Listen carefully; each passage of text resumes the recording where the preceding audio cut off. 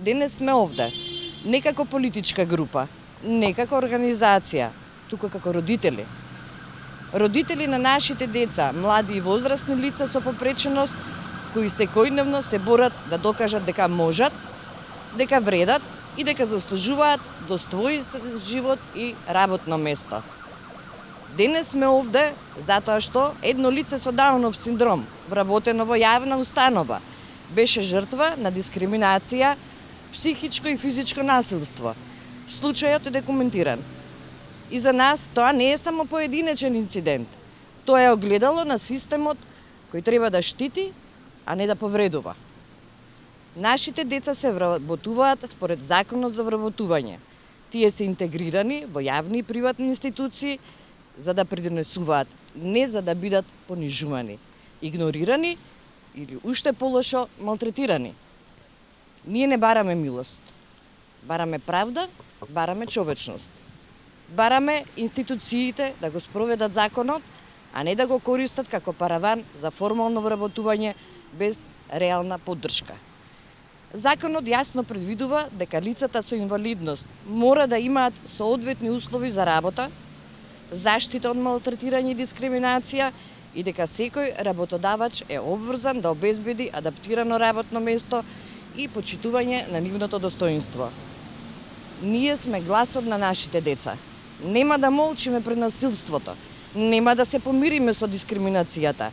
Денес пред собранието испраќаме порака. Човековото достоинство нема попреченост. Стоп за дискриминацијата, стоп за насилството на работното место. Значи, пријавено е во сите надлежни институции што можат да се вклучат во вакви случаеви. Се уште нема, затоа што ние малце отставивме период. Прво, ние го доживавме тоа како многу голем стрес и траума. Чекав малце да се смири детето и јас лично да се смирам, за да можеме да ги превземеме сите активности. Затоа што јас сум самохрана мајка и немам кој друг да ги трча овие работи наместо мене. Не е прв случај, се надевам дека ќе биде последен, меѓутоа ова е глас за да се охрабрат родителите, затоа што молчењето е одобрување. Ако замолчуваме пред овие работи, значи постојано ќе се случуваат. Ако се изнесе тоа јавно, се надеваме дека ете и свеста на некој начин ќе ја подкренеме и ќе ги нема овие работи повеќе. Имавме ние една средба во град Скопје со одговорните лица, изнајдовме да речам некој начин, некое решение. Прво и основно ќе мора да се спроведат обуки во сите институции во јавната администрација за однесувањето со лицата со посебни потреби. После 8 години пак сме тука, иницијативата 5 до 12 која се случуваше токму овде, која спиевме со шатори. После 8 години се уште се бориме и можам да најавам ревизија на законот за работни односи, затоа што веќе имаме детектирано неколку точки што би требало да се променат. Јас сум Никола Тато И Н И К О Л А. Тој е Никола. Чорната тетета со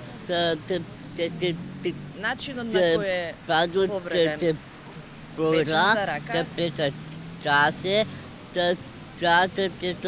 Бутнат надвор од канцеларија. И ранецот фрлен. Жал ми е што во 2025 година, кога треба да се радуваме на секое лице со попреченост кое нашло свое работно место, ние се собираме овде и протестираме како да сме 1800 и не знам која година. Значи, пак ќе повторам, секое лице со попреченост, прво не според законот, според човечкиот закон има право на достоинствен живот, на работно место кое што му одговара на неговите можности и способности, а на сите нас не е обврска да им помогнеме. Не треба ништо повеќе, не ни треба закон, ни треба само човечност. Edhe unë jam një person me aftësi të kufizuar, e pash këtë iniciativë të madhe që u ka diskriminu një persone me aftësi të kufizuar nga pala maqedone. Nuk është kjo mirë, lere që ajo u ka punsu, ka desh që të punsohet, ju ka ndalu edhe puna, po edhe nuk ka qenë rahat në atë punën e vetë, и thraста gjithë edhe kryeministrin e vendit zotri Hristijan Miskovski që njëre për gjithmonë që mës të maren, mës të maltretohen personat me nevojët veçanta. Personat me nevojët veçanta kanë qenë të veçantë dhe do të mbesin të veçantë njëre për gjithmonë. Со инвалидите, значи да се работи со љубов, значи. Било документи, дискриминација да не се прави. Јас сум самец, значи мајка ми почина, сам живам. Значи да работиме со љубов, било од Црвен крст, значи координаторите што даваат, значи што дозволуваат асистенти. Јас имав асистент кој што доаѓаше кај мене, работеше, прекина со работа, пошто сега далеко живеам. Меѓутоа имам проблеми со договорите, значи